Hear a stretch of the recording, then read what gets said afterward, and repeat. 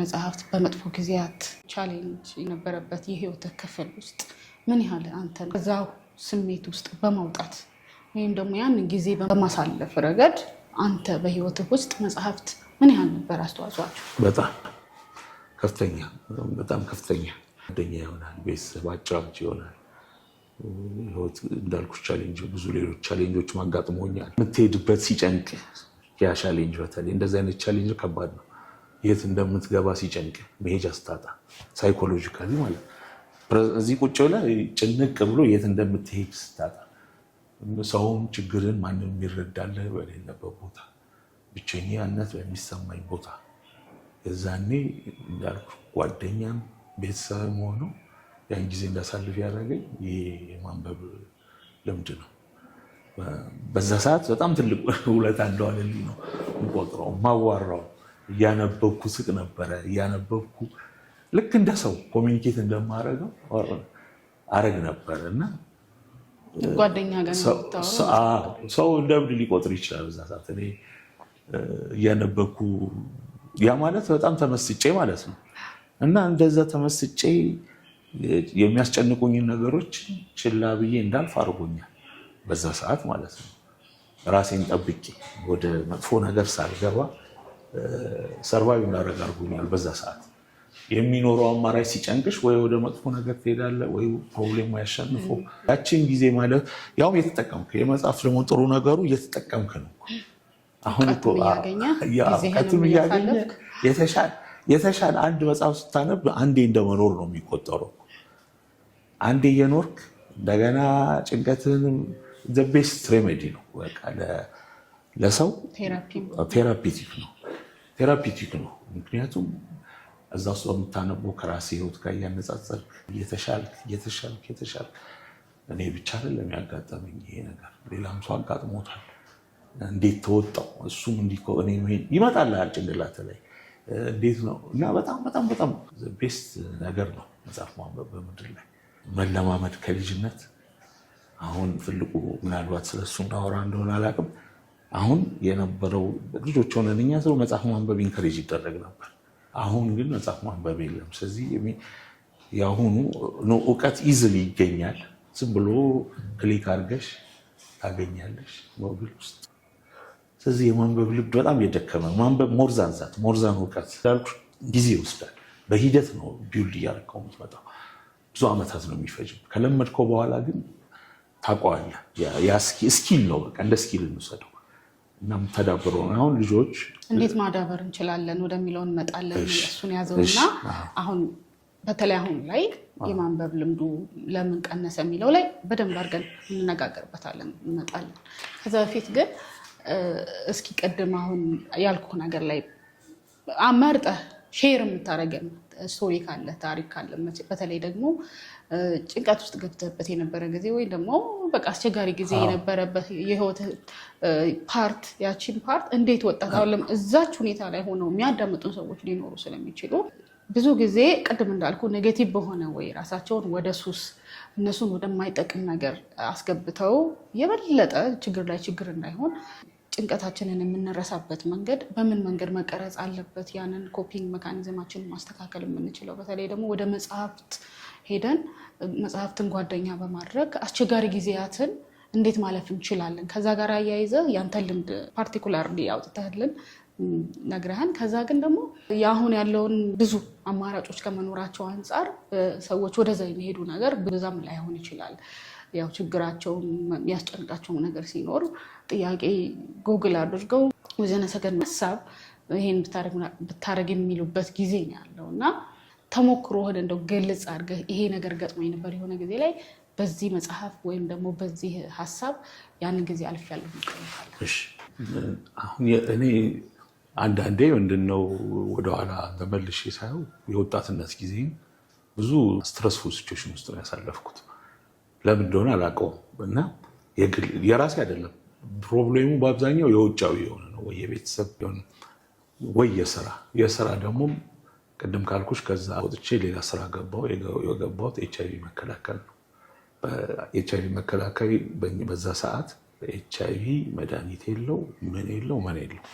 ስለዚህ ሰዎች ይታመማሉ፣ እያየሽ መሞት ነው እኔ ደግሞ አጋጣሚ የእነሱም ከሳፖርት ኤንድ ኬር ነበር የምሰራውና ስራ እነሱ ላይ ያገናኝ ነበር። በግል ውስጥ ካጋጠሙን ቻሌንጆች በተጨማሪ ስራዬም ራሱ በጣም ቻሌንጅ ከመጠን በላይ በህልሜ ሁሉ የሚመጡብኝ ሰዎች ነበሩ። አሁን የዛኔ ይሄ ማለት በ90ዎቹ መጀመሪያ አካባቢ ሰዎች ስለ ኤችአይቪ ሰው ሲያዩ የሚሸሹበት የሚደነግጡበት፣ እኔም እንደዛ የነበርኩ በኋላ እዛ ስራ ከገባ በኋላ ግን በስራ ተገድቼ አሁኝበትም ሊሆን ይችላል ገባውበት። ስለዚህ ሰዎቹ ስቲግማው ልነግርሽ አልችልም። ከእነሱ ጋር ሲሄድ አይተውኝ ሁሉ ስቲግማታይዝ የሚያደርጉ ነበሩ ሰዎች። ከቫይረሱ ጋር የሚኖሩት ይመጣሉ፣ ራበን ይላሉ፣ ጠማን ይላሉ፣ ታመምን ይላሉ፣ ሰፖርት ይጠብቃሉ። እሱን ለመስራት ነው የተቀመጥኩት። ያለው ሁኔታ ደግሞ ምንም የለም። ገንዘብ እርዳታ ቢመጣም ቢሰጣቸው ምንም የሚቀይረው ነገር የለም። የመጨረሻ ቻሌንጂንግ ስራ ነው የነበረው። እያየሹ ይሞታል። ዛሬ የተዋወቅከው ሰው በ15ኛው ቀን ይሞታል። ማህበር አቋቋምንላችሁ። ማህበር ተቋቁሞ መቶ ሰው እርዳታ ይሰጣል። 100 ሰው ሰብስቡ ተባለ። የማህበሩ የሚመጣ ሰው የለም፣ አይመጣም። 50 ይደርሳል።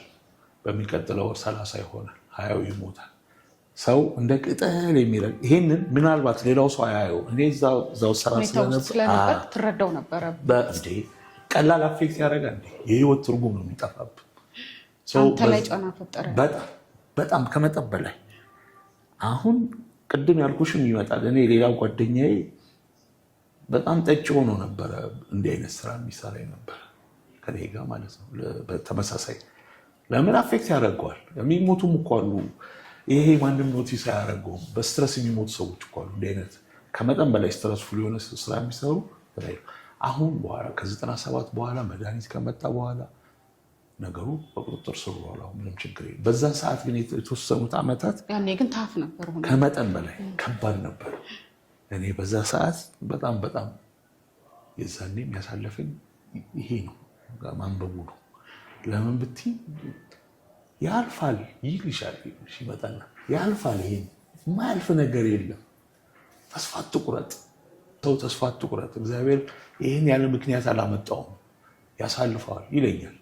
የሆነ ማይንድ ውስጥ ያነበብከው ታሪክ ይመጣላል። እዚህ ቦታ እንዲሆነው አልቀው ሳታውቀው ነው ባይዘው የሆነ ቦታ ይገባል። የሆነ ቦታ ሲፈለግ ይመጣል፣ ይጠቅምሻል። ተቋቋሚ ያልፋል። እንዳልኩት በተወሰነ ጊዜ አለፈ ይሄ ነገር እና ትልቅ ትምህርት። አሁንም ይሄ እስካሁን ድረስ ምንም ነገር ያልፋል። ምንም ችግር ቢመጣ ያልፋል። የሰው ልጅ ተስፋ መቁረጥ የለበትም። እንደዛ ጽኑ እንድትሆን ያደርጋል፣ እንዳትሰበር ማለት ነው። ሌላም ችግር መጣ፣ ሌላም ችግር። ህይወት ሁሌ ችግር ነው ባይዘው የገባኝ። በአንዱ በሌላ መልኩ እየተቀያየረ ይመጣል።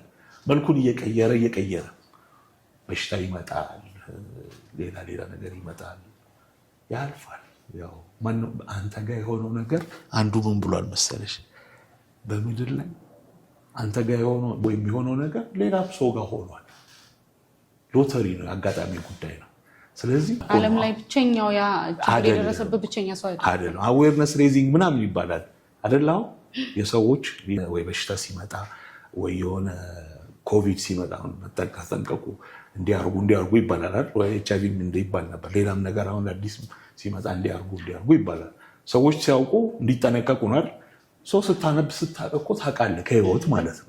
የሚመጣብህንም ፈተና የማላቅ ነው፣ አዌርድ ነህ ማለት ነው። ስለዚህ እንደዚህ ሆኖ የለ አእምሮ ራሱ ይቀይርሃል፣ ፐርሶናሊቲ ማለት ነው። ስለዚህ እንዲህ ባይሆን ኖሮ አላልፈውም ነበር የምለው እኔ። ለዛ ነው ክሬዲት የምሰጠው። አሁን የዛን ጊዜ የዘጠናዎቹ ከ92 ጀምሮ 93 እስከ 97 የነበረው ጊዜ ሰው እንደ ቅጠል የረገፈበት ቤተሰብ ዘመድ ተከታታይ የሞተ አንድ ቤት ውስጥ 2-3 ሰው የሞተ የነበረበት በወራት ውስጥ ያን ተቋቁመን ያለፍነው በዚህ ነው ብዬ የማስበው። በአጠቃላይ በህይወት ውስጥ የሚያጋጥመኝ እኔ አሁንም ቢሆን በዛ ነው የሚያግዘኝ ብዬ ነው የምወስደው። አሁን ከዚህ ጋር አብረን የምንሄደው እስኪ ወጣትነትን ወደኋላ ወደ ወጣትነትህ ልመልስህና የእናንተ ጊዜ ወጣትነት ምን ይመስል ነበረ? ከዛ እስኪ የዘመናችሁን ወጣትነት በደንብ ከነገርከኝ በኋላ ደግሞ የአሁኑን ዘመን አንተ የምታየውን ወጣትነት አነጻጽረህ ሁለቱን ጊዜያት በአንተ እይታ በተለይ ደግሞ ከማንበብ ልምድ ጋር አያይዘህ ሌሎችም አብረህ መጠቃቀስ ትችላለህ። ሁለቱን እንዴት አድርገናቸዋል? አሁን የኛ ጊዜ የኔ ወጣትነት እንግዲህ ኦልሞስት ኢህአዴግ ሲገባ አካባቢ ያለው ጊዜ ጀምሮ ነው። 1 ዓመት 2 ዓመት ኢህአዴግ ሲገባ ኦልሞስት 11ኛ ክፍል ነበርኩ። ከዛ ጊዜ ጀምሮ ያለውን መውሰዱ ያለፈው 30 ዓመት አካባቢ ማለት ነው። እዚህ ወጣትነት ከ18 ጀምሮ ወይ ከ15 ከሆነ ወደኋላ ገፋ አድርጊው ከ80 ጀምሮ ብለን ወሰደውና 80 90 ምን አይነት ጊዜ ነበር? 80ዎቹ መጀመሪያ አካባቢ ጥሩ አልነበረም። በጣም መጥፎ ጊዜ ነበር። ጦርነት ነበረ፣ ጭንቀት ነበረ፣ ውትድርና ማፈስ ምናምን ነበረ። መንገድ ላይ ሲሄድ ወጣት ተይዞ ወታደር፣ ይሄ የዛኔ ብዙም ጥሩ አልነበረም። ከባድ ጊዜ ነበረ። ከዛ በኋላ የመጀመሪያዎቹ ወደኋላ ከ80 በኋላ ያለው ገና እየተረጋጋ የነበረበት ነው። ከ90 በኋላ ያለው ወጣት ነው ጥሩ ይመስለኝ።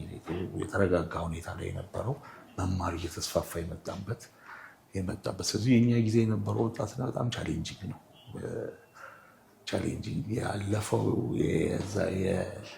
የ60ዎቹ ምናምን ተከታይ ትውልድ ስለሆነ እኛ ተጎጂም ነን። የዛ ወላጁ የሞተበት ወይ ወንድሙ የሞተበት ምናምን ነው ይሄ ትውልድ። ከዛ ጦርነት 17 ዓመት ጊዜ የጦርነት ጊዜ ነበር። ስትረስፉል ነው ጊዜው የነበረው በጣም እና በዛ ውስጥ እንግዲህ ብዙ አንባቢ ብዙ የተወሰኑ ሰዎች ቀለሜ ልጆች ጎበዞች ትምህርት የሚወዱ አንባቢ ነበሩ እንጂ ጀነራሊ የማንበብ ምናምን ባህል ብዙ አልነበረም። የኛ ሀገር አሁን ቢሆን የማንበብ ባህሉ ብዙ አይደለም። ስለዚህ አንባቢ ባህል የለንም እኛና ጥቂት ሰዎች ነበሩ አንባቢ የነበሩ ጥቂት ልጆች እንደዚህ ነው አንባቢ የነበሩት። የማንበብ ስትረስፉል ነው ሲቹዌሽኑ የነበረው በእኛ ወጣትነት ጊዜ። ሌላ ነገር ይሄ ቴክኖሎጂ ምናምን አሁን ያመጣው ነገርም አልነበረም። ምንም ነገር አልነበረም። መጽሐፍም ሬድሊ ነው የሚገኘው። ኩራዝ የሚባል ነበር የሚያሳትም። ከዛ አዲስ መጽሐፍ ወጣ ሲባል ሄዶ እኛ የምናነበው የነበረው እየተከራየ ነው። የሚያከራይ ልጅ ነበር። በቀን 50 ሳንቲም በቀን የድሮ 50 ሳንቲም ሳስበው ኮሚትመንቱ የድሮ 50 ሳንቲም ያቺ በቀን 50 ሳንቲም ነው እኮ አይደል? በዛ ሰዓት 50 ሳንቲም ብዙ ነው። አሁን ከአሁኑ ጋር ስታነጻጽሪው በአሁኑ እሷ 50 ብር ልትሆን ትችላለች። 50 ብር ሰው ከፍለውን በቀን ያነባል እና ተከራይተን እናነብ ነበር። የሌለ ብር 50 ሳንቲም ፈልገን ተከራይተን እናነብ ነበር። ግን ይሄን የሚያደርጉ ጥቂት ነው። የማንበብ ባህሉ ወመዘክር ሄደን እናነብ ነበር። ኳስ መጫወት ምናምን አንዳንድ እንቅስቃሴዎች ነበሩ። ከዛ በአብዛኛው ግን ይሄ ከተማው ልጅ ደግሞ ጊዜ የሚያጠፋው ቪዲዮ በማየት ነበር። ቪዲዮ ቤት የሚባል ነበር። እሱ ቪዲዮ ቤት ሄዶ በማየት እንደዚህ አይነት ነገር ብዙ መዝናኛም አልነበረም። በዛ ሰዓት በደርግ ጊዜ ማለቂያ አካባቢ ጫትም ብዙ አልነበረም። እንደዚህ ብዙ ኮመን አልነበረም። ጫት የሚቆሙ የተወሰኑ ሰዎች ነው የነበሩ። በኋላ ነው 90ዎቹ ላይ ነው። 90ዎቹ ላይ እንደምታዩ ቴክኖሎጂም መጣ። ኢንተርኔትም የጀመረ ኢንተርኔት እንኳን በኋላ ነው። ከ2000 በኋላ ነው ኢንተርኔት የመጣው። ግን ይሄ የማንበብ ባህሉ የዛኔ ደካማ ነው በ90ዎቹ። አሁን ደግሞ ኢንተርኔት ከመጣ በኋላ አንድ ቻሌንጅ፣ አሁን ሁሉ ሰው ሁሉ ነገር የሚያውቅ ነው የሚመስለው። ለምን በጠየቅሽ ቁጥር የሆነ የምታገኘው ነገር ስላለ እውቀት ያለሽ ይመስላል። ዲቴይሉን ገብቶ የማንበብ ፍላጎት ደክሟል። አሁን በጣም ሰው አያነብም። እንጃ መጽሐፍ ይዞ ሰው ሲሄድ ምናምን አላይም። አሁን በጣም ደክሟል። ምናልባት እንደዚሁ ኢንተረስት ያላቸው ሰዎች ምናምን ካልሆኑ የተወሰነ ደራሲያን ምናምን አይደለ የሚያወሩት እንጂ እንደዚህ ብዙም የማንበብ ባህል ደክሟል። ግን ቴክኖሎጂው ደግሞ እድል ፈጥሯል በጣም ለአሁኑ ትውልድ። የአሁኑ ትውልድ በጣም ኢዚ አክሰስ አለው ለኢንፎርሜሽን። የሚፈልገው ኢንፎርሜሽን ማግኘት ይችላል። ሳነጻጽረው በፊትም የሆነ ጥሩ ነገር የነበረው ጎበዝ ተማሪ የሆኑት ኮሚትድ የሆኑት ለትምህርት የሚሰጡት ቫልዩ ሀይ ነበር። ከዛ ውጭ ብዙም እድሎች አልነበሩም። እኛ ወጣቶች በነበርንበት ሰዓት ስትረስፉል ሲቹዌሽን። እንዲያውም የአሁኑ ወጣት ብዙ እድል አለው ብዬ ነው የማስበው። የመማር እድሉ አሁን ሰፊ ነው። ዩኒቨርሲቲዎች በዝተዋል። ድሮ ዩኒቨርሲቲ አልነበረም፣ አንድ ዩኒቨርሲቲ ነው። ለማለፍ በጣም ከባድ ነው። ካለፍክ ጥሩ እንትና ቢኖረው ለማለፍ ከባድ ነው። አሁን ተቃራኒው ደግሞ ትምህርቱ አክሰሱ በዝቷል፣ ተምሮ ግን ስራ አያገኝም ምናምን የሚለው ችግር አለ። ሌላ ቨርዥን ነው የአሁኑ ፕሮብሌም። ግን ለሚማር ሰው አሁን ቀላል ነው እንደሚመስለኝ። የትምህርት አክሰሱ አለ። እርግጥ አንዳንድ ነገሮች አሉ፣ የማይወዳደሩ ነገሮች አሉ ብዙ። እዚህ ከኢንተርኔቱ ጋር ተያይዞ ቴክኖሎጂ ጋር ከማስፋፋቱ አንጻር ኢንተርኔት መኖሩ ሶሻል ሚዲያ በጣም ከማስፋፋቱ አንጻር የምንፈልገውን ኢንፎርሜሽን በአጭር ሰከንድ ማግኘት የሚቻልበት ጊዜ ነው አሁን። ከዛ ደግሞ አጫጭር ቪዲዮዎች ምናምኖች ናቸው በብዛትና ሶሻል ሚዲያው የማንበብ ባህሉን ጎርቶታል ብለህ ታስባለህ ወይ? ከዛ በመለስ ደግሞ ራሱ ማንበብ አቴንሽን ይፈልጋል። አቴንሽን ስፓማችንን ያሻሽላል ማለት በደንብ በነገሮች የምንሰጠውን አቴንሽን ክሪቲካሊ ማስተሳሰባችንን በደንብ ያጎለብታል ብዬ አስባለሁ፣ ጊዜም ስለሚፈልግ። ይሄንኛው ነገር ግን አፌክት የሚያደርግ ይመስለኛል አቴንሽናችንን። ምክንያቱም ውዝነ ሰከንድ የፈለግነውን ኢንፎርሜሽን እናገኛለን።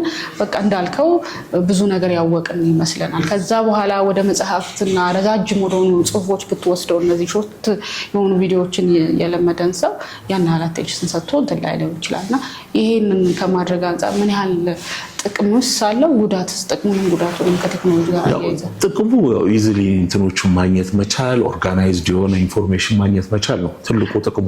አሁን ኤአይ መጥቷል። እኔ አሁን ኤአይ ሞክሬዋለሁ። አንዳንድ ነገር ለምሳሌ በጣም የማውቃቸውን ነገር ጠይቀዋለሁ። አሳስቶ የሚያመጣበት ጊዜ አለ። አሁን እንግዲህ እውቀት ይፋ ያስፈልጋል ማለት ነው። ገና ነው፣ ወደዛ ፐርፌክሽን ደረጃ አልደረሰም ነው ማለት ነው። አሁን ያን ሁሉ ፈልጎ አሁን አስቢው ሪሰርች ሰሪ ቢሆን ያን ሁሉ መጽሐፍ ሄደሽ አንብበሽ ያን ሁሉ ኦርጋናይዝ አድርገሽ ምናምን የምታመጪውን ነገር እሱ ባንዴ ሰርቶ ማምጣቱ አድቫንቴጅስ ነው። ጊዜው በጣም አጭር ነው። በዛ ሬዲሊ አቬይላብል ነው፣ ግን ሪፋይንድ አይደለም፣ ገና ነው ማለት ነው። እንደገና እንዳልሽው አቴንሽን፣ አሁን የማንበብ ነገር አቴንሽን ቁጭ ብለህ እኮ ነው የምታነበው አይደል? ረጅም ሰዓት ቁጭ ብለህ የምታነበው አቴንሽን ለማመዳል ጭንቅላት ሎንጋው ቁጭ ማለት ሳይሰለች ትለምዳለህ። ሌላ የሆነ የሚያዳብራቸው ነገሮች አሉ አእምሮሽ ውስጥ። ይሄ ግን በጣም ወዲያው ነው የምትፈልገውን ነው የሚሰጥ። ኢንተረስት የለህም ከዛ ውጭ። አሁን መጽሐፍ ስታነብ ለምሳሌ መግቢያ አለ፣ ማይጠቅም ሊሆን ይችላል። ቢውልድ እያደረገ ነው ታሪኩን እያለ የሚሄደው። ያን ታሪክ ስታነብ በትዕግስት ቀጥለ ወደሚቀጥለው ስትሄድ ረጅም ጊዜ ያን ሁሉ እንትን ያደርጋል፣ ፕሮሰስ ያደርጋል ጭንቅላት። የሆነ የሚያገኘው ነገር አለ፣ ጥቅም አለው። ዝም ብለህ እንደ መጽሐፍ አሁን መጽሐፍ ድሮኛ ብዙ እንጽፍ ነበር፣ በደምብ ነበር የምንጽፈው በእስክሪብቶ።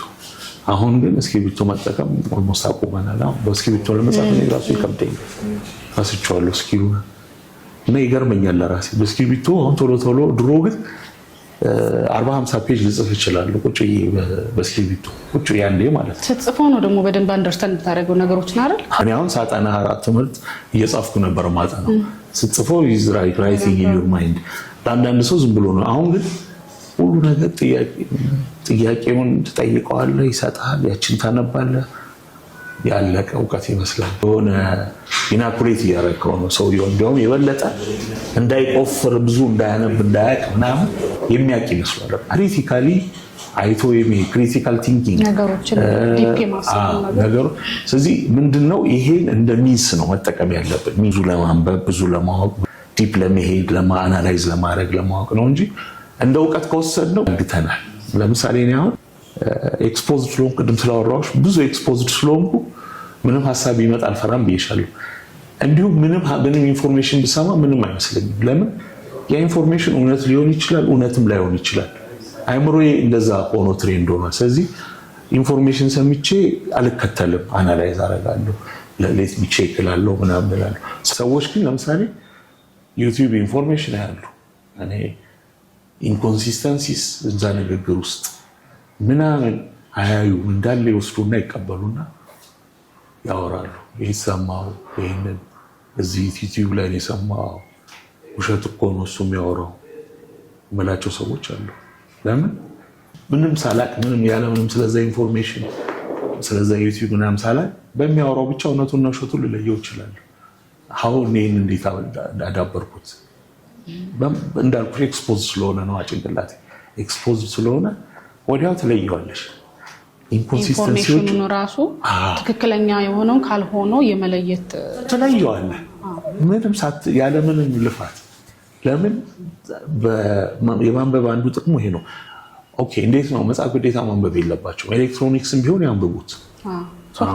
ሶፍት አሁን ይኸውልሽ ችግሩ መሰለሽ ቅንጭብጫቢ ነገር ከሆነ ነው አደጋው። ቅንጭብጫቢ ነው የሚሆነው እውቀቱ በጣም አስቸጋሪ ነው። ጥራዝ ነጠቅ ነው የሚሆነው እና ሁሉን ያወቀ ይመስለዋል ግን ምንም አያውቅም። በዲቴይል ደግሞ ስታጠኚ ሁሉ ማውቃችን የምታውቂው የተወሰነ ነገር ነው ግን ቤዚክ የሆኑ ስኪሎች ዴቨሎፕ ታደርጊያለሽ። ክሪቲካል ቲንከር ትሆኛለሽ። ኢንኮንሲስተንሲ ይታዩሻል። ይህን ስኪል ነው የምታዳብሪው። የኢንፎርሜሽኑ ችግር የለውም የትም ይገኛል። እነዚህ መጽሐፍ በማንበብ የምታዳብሪው ከእውቀቱ በላይ ስኪሉ ነው። እኔ በጣም ጠቃሚ መስሎ የሚታይ ስኪሉ ብዙ በማንበብ የምታዳብረው ስኪሎች አይምሮ ትሬንድ ነው የሚሆነው። ክሪቲካል ቲንከር ትሆናለህ።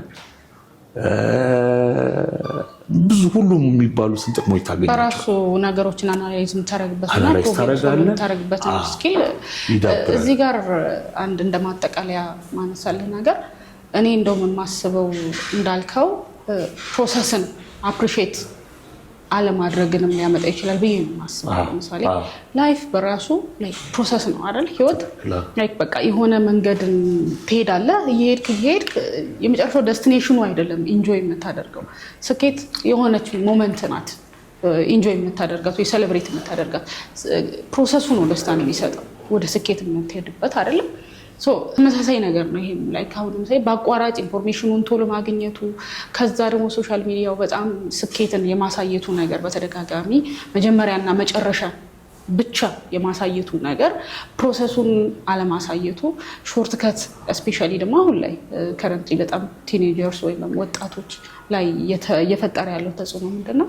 ሂደትን ፕሮሰስን አለማወቅ ላይ በቃ በአቋራጭ ነገሮችን እነማን ከየት ተነስተው ይደረሱ የሚለውን አናውቅም። የሆነ ቀን መጥተው የሆነ ቀን ደግሞ የሆነ ነገር ይዘው ሲመጡ ነው የምናየው እና ፕሮሰስ የሚለውን ነገር ልጆች ላይ ይረዱት ይችላሉ።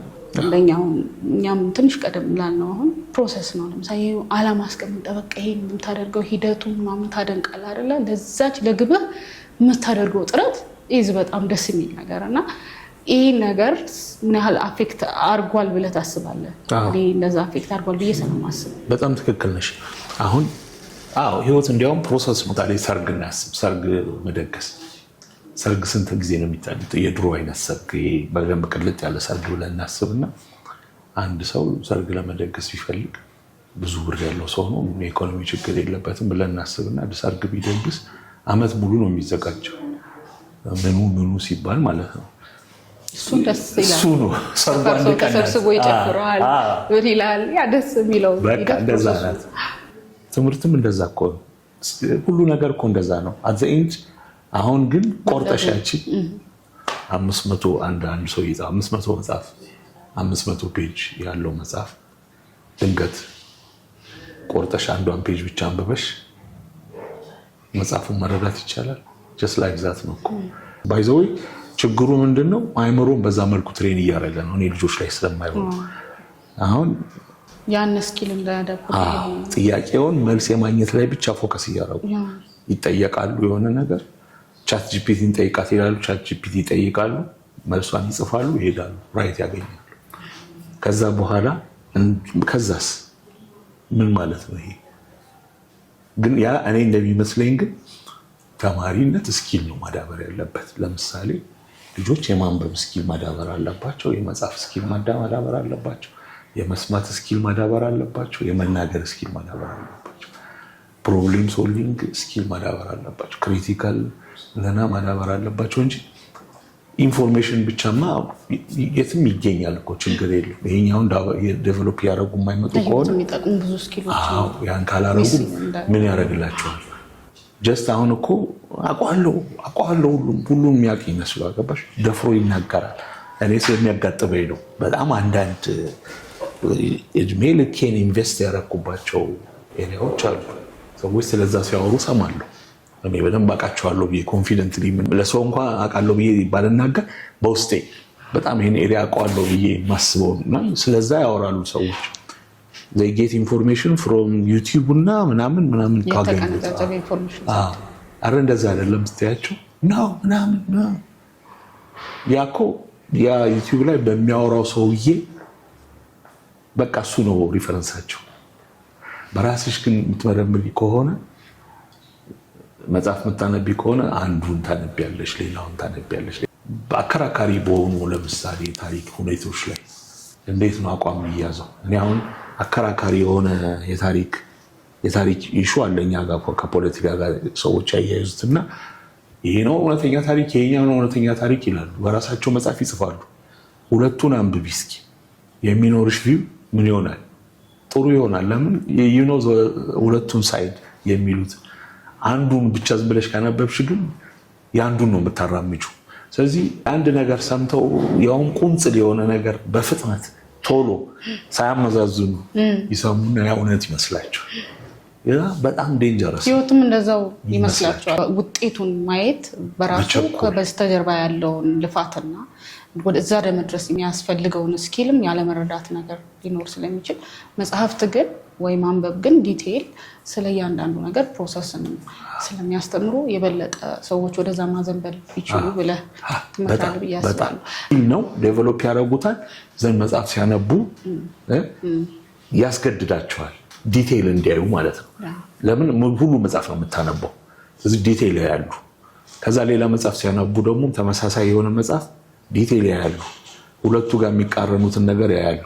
ለምሳሌ ከዛ ይሄን ባስ ሌላ ጥያቄ ይፈጥርባቸዋል። የማመዛዘን የመመርመር ስኪልን በራሱ ይሰጣል እኮ እያለ ይመጣል። ያይሽ ከዛ ሌላ መጽሐፍ ሲያነቡ አሁንም ሌላ ነገር ያመጣላቸዋል። ዘን ምን ይሆናል? ያዩታል። ቪዎቹ አእምሯቸው ትሬንድ እየሆነ ይመጣል።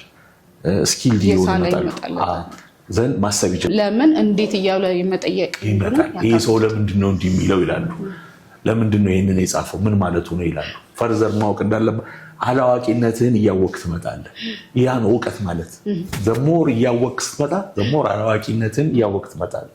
ስለዚህ አላዋቂ መሆንን ስታውቅ የበለጠ ኢንቨስቲጌት ታደርጋለህ፣ ሀምብል ትሆናለህ፣ ለማወቅ ትፈልጋለህ፣ ትጠይቃለህ፣ ረጋ ትላለህ። ግን ትንሽ ነገር አይተህ እውቀት ያወቅህ ከመሰለ እሱን እውነት ይመስል ያኛው ደግሞ የት ያደርሳል? የት ነው የሚያደርስህ? አደጋ ውስጥም ሊከትህ ይችላል እኮ የራሱንም እንዴ ይሄ የዩቲዩብ ምናምን ሳይ አንዳንዴ መምረጥ ለማይችል ሰው ኢዝ ቬሪ ዴንጀረስ። ለሚመርጥ ሰው ኢዝ መጽሐፍ እንደማንበብ ነው። ለምን ብትይ ካወቃቸው ማለት ነው። ጥሩን ቻናል ትምህርት የሚያስተምሩትን ከማንበብ 2 ቀን የሚፈጅብን ልታገኘው ትችላለህ ኖሌጁ። የዛ ነው ያለው። መጥፎ የሆነው ደግሞ ሊነዳ ይችላል። ስለዚህ ወጣቶች እስኪ እዚህ ጋር እንግዲህ እንደማጠቃለያ በስተመጨረሻ የምትለው ነገር ለወጣቶች የምትመክረው ነገር ወይ ደግሞ አንተ ራስህን አሁን ሀያዎቹ መጀመሪያ ላይ ብታገኘው ወጣቱን አንተን ምን ትመክረዋለህ? ወይ ደግሞ አሁን ላይ ለወጣቶች የምታስተላልፈው መልእክት ምንድን ነው? የመጨረሻ ጥያቄ ነው። አንደኛ ማንበብ ልማድን ማዳበር። በጣም በእርግጠኝነት መናገር የሚቻለው ኦንሊ የማይጎዳው ኮንፊደንትሊ የማይጎዳ ነገር ማንበብ ብቻ ነው። ጥቅም ብቻ ያለው ነገር ማለት ነው። የሚጎዱ የሚመስሉን ነገሮች ከማንበብ ጋር ይሄ ቅድም ያነሳ ነው እንደዚህ ሰው ያ የተመልካቹ ፕሮብሌም ነው እንጂ የአንባቢው ሰው አይጎዳም በእርግጠኝነት። ስለዚህ ማንበብ ጥሩ ነው። የማንበብ ስኪል እናዳብር። አንድ ሁለተኛ ስናነብ ግን እንምረጥ። አሁን ቅድም እንዳልኩሽ ልክ እንደ ዩቲዩቡ እንደ ቲክቶኩ እንደምኑ ብዙ ስለሆነ አሁን ማንበብ ለህይወታችን የሚጠቅመን ነገር። እኔ አሁን ወጣት በሆን ኖሮ ፎከስድ ሆን ነበር ብልሽ ፎከስድ ነው መሆን አለብኝ ብዬ ነበር የምለው። አሁን ለምን ብትይ መበተን በአሁኑ ሁኔታ ከባድ ነው። ዓለም ላይ ባለው ሁኔታ ፎከስድ ሆኖ የሆነ ነገር ማስተር መሆን፣ የሆነ ነገር መቻል፣ የሆነ ነገር ጎበዝ በሆነ ነገር ላይ ጎበዝ መሆን፣ በሆነ ነገር ላይ የምትፈልግ መሆን ነው እንጂ ብዙ የሚያውቅ ሰው ቨርሳታይል ብዙ ነገር ያውቃል የሚባል ሰው በአሁኑ ሰዓት ብዙ እንትን አይደለም። ዓለም ብዙ እንትና ማድረግ አይችልም። ስለዚህ ፎከስድ ሆነ የሆነ ስኪል፣ የሆነ ኖሌጅ፣ የሆነ ችሎታ እንዲኖር ያስፈልጋል። ይሄ እንደ ለኢንተርቴይንመንት ምናምን ጊዜ ሲኖርህ የፈለከው እንደ ሙያ ግን እንደው ፎከስድ ሆነ በደንብ የምትችላት የሆነ ነገር መያዝ ያስፈልጋል። ያችን ካልያዝክ ከባድ ነው። ጀነራሊስት ሆነ በአሁኑ ሰዓት መኖር ማለት ነው እየከበደ ስለመጣ ዓለም። ስለዚህ ፎከስድ ሆኖ ለስኪል ለሙያ የሚደረገውን ቅድሚያ መስጠት፣ ከዛ ቀጥሎ ደግሞ ለኖሌጅም ለመዝናናትም ማንበብ፣ ጊዜም በማንበብ ማሳለፍ፣ እንደ መዝናኛ መጠቀም። ሌላ ነገር ላይ ከምትዝናና በማንበብ ስታነብ ለአይን ይጠቅማል። ማንበብ በጣም የሚገርመው ለአይን ይጠቅማል። የኤሌክትሮኒክ ማንበቢያም አለ። በሱ መንገድ ማንበብ ይቻላል። ሃርድ ኮፒ የማይገኝ ከሆነ የኤሌክትሮኒክስ መጽሐፍቶችን ማንበብ። እነዚህ ደግሞ ሾርት ከት የሆኑ ነገሮችን በተቻለ መጠን ብዙ ብዛ ላይ ሪላይ ያለማድረግ። there is no ሾርት ከት ላይፍ ነው የሚባለው። በላይፍ ሁሌ ሾርት ከት የለም። ያለ ይመስለናል እንጂ እጥፍ ነው ሆኖ የሚመጣው። ስለዚህ ትክክለኛውን መንገድ መሄድ አንድ ተስፋ ለመቁረጥ ሲቹዌሽኖች እንደሚቀያየሩ ማመን። የትምህርት የእውቀት መጥፎ የለውም። እውቀትን ማዳበር ወጣቱ ሾርት ከት ፈልጎ ወይ ስራ ስለሌለ ወይ ብሎ ይህንን አለመተው በራሱ መንገድ ስራውን እየሰራ ይህ ላይፍ ስታይል መከተል እንዳለበት። ኖሌጅ ለራሱ ነው ነምበሯን የሚጠቅመው ነምበሯን ሌላ ሰው ከመጥቀሙ በፊት ማለት ነው። ከዛ ቀጥሎ ደግሞ ሌላም ሰው የሚጠቅምበት ይችላል። ስለዚህ እንደዚህ አይነት ባህሪ ቢኖር ይሄ ሌሎች ነገሮችን መቀነስ ወደ እንዲህ አይነት ህይወት ጥሩ ይመስለኛል። በጣም አሪፍ። ራስን ፈልጎ ማግኘት። ከዛ እኔ ምንድን ነው የምፈልገው፣ ምን ላይ ጎበዝ ነኝ ብሎ ራስን ማዳመጥ። ከዛ ደግሞ እዛ ነገር ላይ በደንብ ፎከስድ ሆኖ ጎበዝ መሆን የምንፈልገው የኛ ተሰጥኦ የሆነው ስኬላችን ላይ ጎበዝ ሆነን እዛ ላይ መስራት፣ የምትወደውን ነገር ማድረግ፣ የፈለከው ነገር ማድረግ፣ ደስ የሚል ኢንጆይ የምታደርገውን ስራ መስራት፣ ስኪል ማዳበር። ያ ፕሮሰስ በራሱ ማንም አየም አላየም አደነቅም አላደነቀም ብቻ አንተ የምትወደው የምትፈልገው ነገር ከሆነ አድርገው፣ ስራው ጎበዙንበት እዛ ነገር ላይ ስፔሻላይዝ አድርግ። ከዛ በራሱ ጊዜ ሰክሰስ ሂደት ስለሆነ እዛ ነገር ላይ ያደርሳል። እንግዲህ ዛሬ በጣም ብዙ ነገር ተምረናል። በጣም ደስ ብሎኛል። በጣም ነው የማመሰግነው አቶ ያሬድ። በእውነት እጅግ በጣም ደስ የሚል ቆይታ ነበረን። ብዙ አስተማሪ ነገር ተመልካቾቻችን አግኝታችኋል ብለን እናስባለን። በተለይ ለወጣቱ አሁን ባለንበት ዘመን ብዙ ነገሮች በአጭሩ በቀላሉ የሚገኙበት እንደመሆኑ መጠን ነገሮችንስ እንዴት አድርገን መርጠን ለእኛ የሚጠቅመን ከሚጎዳን ለይተን እንዴት እንጠቀማለን? የህይወት ፍልስፍናችንንስ ሰዎችን ከምናያቸው ከሚያሳዩን ብልጭልጭ ተነስተን ነው ግባችንን የምናስቀምጠው ወይስ በሌላ መንገድ? ለዚህ የሚረዳን ማንበብ ነው በመጀመሪያ ደረጃ ብሎ እንግዲህ ማንበብ ልምዳችንን ደግሞ እንዴት ማካበት አለብን፣ ከመጽሐፍት ጥቅም ይገኛል የሚለውን በደንብ እንደተወያየን ተስፋ አደርጋለሁ። ሌላ ጊዜም እንደምንገናኝ እርግጠኛ ነኝ። ደግሞ ሌሎች ጉዳዮችን አቶ ያሬድ እንግዲህ በብዙ ነገሮች ዙሪያ ከኛ ጋር ይወያያል ብለን እናስባለን። ከጊዜ አንጻር ግን ለዛሬ እዚህ ላይ እንገታዋለን። አቶ ያሬድ እዚህ ድረስ ስለመጣ ሀሳብህን ሼር ስላደረግከን እጅግ በጣም በተመልካቾቼ ስም ከልብ አመሰግናለሁ። ስለጋበዛችሁኝ አመሰግናለሁ። እንደዚህ ሀሳብን ለመናገር ለመግለጽ መቻል ያን እድል ማግኘት ራሱ ትልቅ እድል ነው። ደስተኛ ነበርክ በቆይታችን። የሚያዳምጥ ሰው ማግኘት ራሱ ትልቅ እድል ነው እና በጣም አመሰግናለሁ። እኛም እናመሰግናለን። ተመልካቾቻችን እንግዲህ በሚቀጥለው ደግሞ በሌላ ፕሮግራም እስከምንገናኝ ድረስ ቁጭ ብላችሁ ስላዳመጣችሁን አንዳች ነገር እናገኛለን ብላችሁ ከኛ ቻናል ገብታችሁ ስለተመለከታችሁ በጣም እናመሰግናለን። ለዛሬ እዚህ ላይ ቆየን። አመሰግናለሁ።